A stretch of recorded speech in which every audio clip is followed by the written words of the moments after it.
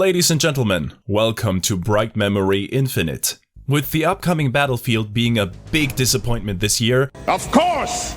Well, you gotta look for something else. May I suggest this perfectly polished gem? Created by a single human being in his spare time, I gotta say right from the get-go that I am more than impressed with this work of art. But before we begin the actual review, allow me to relay a little bit of exposition. Back in 2019, a one-man development team by the name of, wait a second, I don't want to butcher this. Zhangxian Cheng. Cheng released his pet project, Bright Memory Episode 1, as an early access title on Steam, which left early access somewhen around 2020, and apparently became a sleeper hit. It was also playable as a mobile game, which I think is just ridiculous, because how in the hell are you going to enjoy an FPS on a small screen and no haptics? It doesn't make any Anyway, due to the success of his work, Cheng decided to quit his job, double down on his passion, and create an overhauled version of Bright Memory, which is this game right here. Hence the slightly different title. The plot of the game can be summarized like any Michael Bay movie. Good guys good, bad guys bad, lots of shit goes boom. The player takes control of Shelia, an SRO operative who tries to prevent whatever General What's-His-Face is attempting to do at the moment. In this case, it involves a floating island, a black hole in the middle of that floating island, and some artifact. I am being so nonchalant about this because nothing is explained in this game. Not even why we fight medieval warlords, monsters who broke out of From Software's dungeon, and the occasional giant. Nope, this is just an excuse plot to justify the action. And I am totally fine with that. You know, at least I got a nice waifu to look at which I can dress up once I beat the game. Sometimes it's the simple things that get you through a day, you know? The game was created using the Unreal Engine 4, which, as we all know, can create truly impressive works of art in the right hands. The game also takes advantage of ray tracing and DLSS to provide the player with stable FPS rates despite the immense workload. My PC has an RTX 2070, which is still quite powerful, but there are some games out there my rig struggles with. Okay, I installed the latest drivers, we're gonna do this one more time. Please, let me get to the stables. Yes, yes. Oh no, no, no, no, no, not again!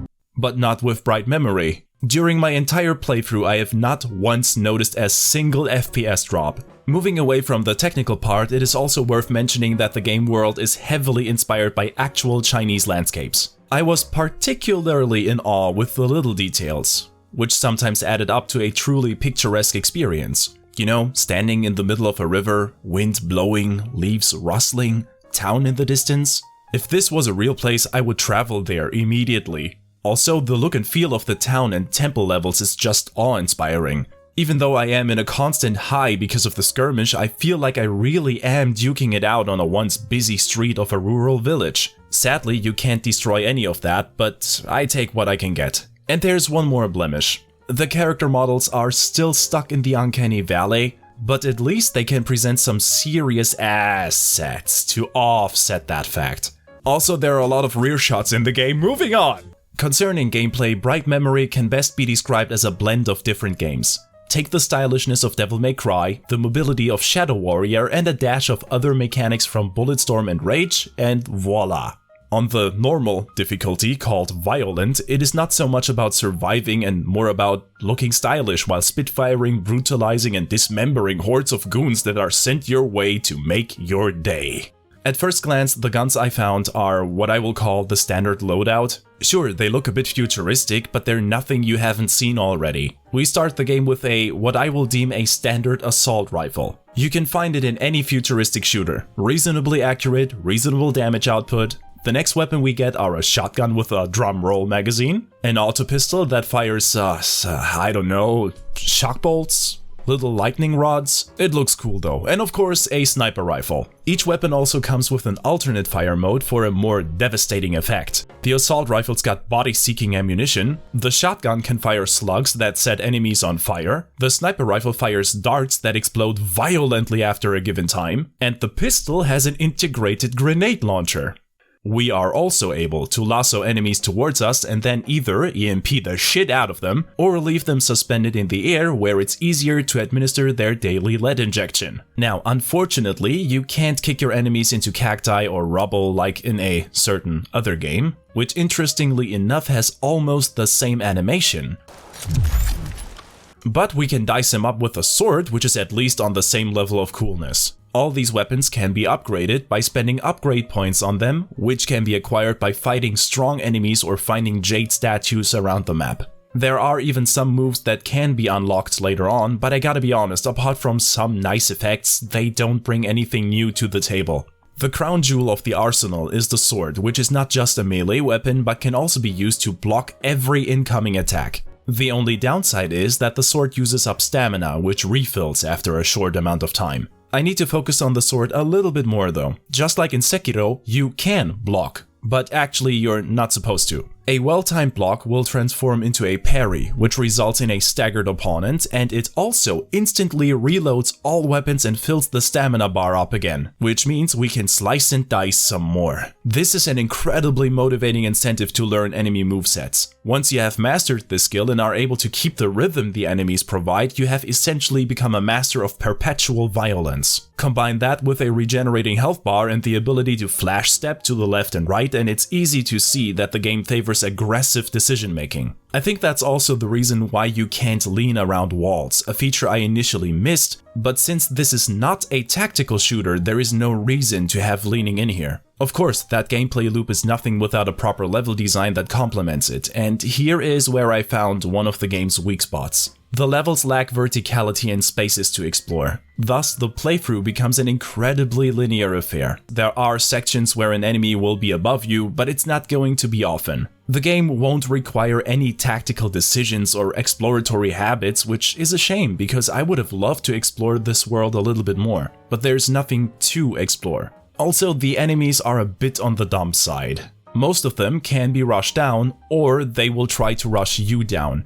Usually it's enough to run circles until you get a good hit in and then just proceed to the next target. Now, of course, exceptions exist. The boss battles are nothing but spectacular. And the game is especially at its best when it lets you fight against those medieval dudes. Because fighting generic soldiers who sometimes hold an electro stick is, well, nah. Pacing-wise, I also found some things in this game that don't quite fit. For example, Shalia is extremely agile. She's able to double jump, run along walls and then jump, but these tricks only work at designated places, and even then they're only used to break the monotony of the levels a little bit. You never have to do this stuff while being attacked or get a reward because you managed to pull off something cool, which in my opinion is a wasted chance. Also, there are two levels that make me scratch my head. There is one very short stealth section with a very simple stealth mechanic. It's only based on sight, and the closer you are to the enemies, the easier you can be seen. And being seen means you get a free reload on your save file. It also depicts stealth kills in a typical 2010 fashion. You know, when the takedown takes a spotlight for a few seconds. I am not criticizing this because I hate stealth. Au contraire.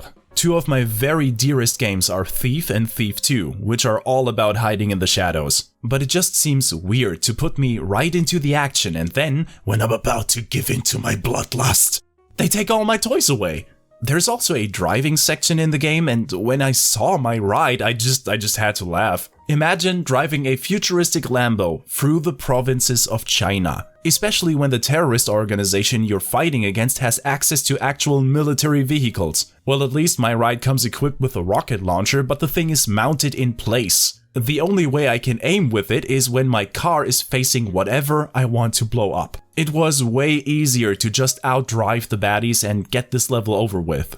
All in all, I think the developer put these sections in here to show what exactly he can do, but I don't think he should have. One section interrupts the blood flow, and the other just feels clunky and pointless, and not just because my Lambo steers like a stubborn mule. But the biggest flaw, by far, is this.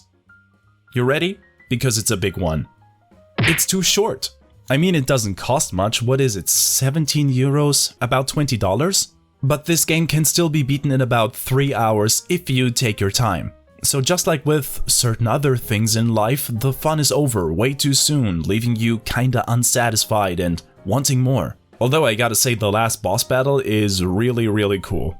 So the only way to scratch that particular itch is to, well, go for another round or satisfy these primal urges somewhere else. But since this game has 4 difficulty settings and rates me on my overall performance, which was just a B, I think I am going for another round and turn that at least into an A for awesome. So final word, you should definitely play it. Thank you for watching and see ya.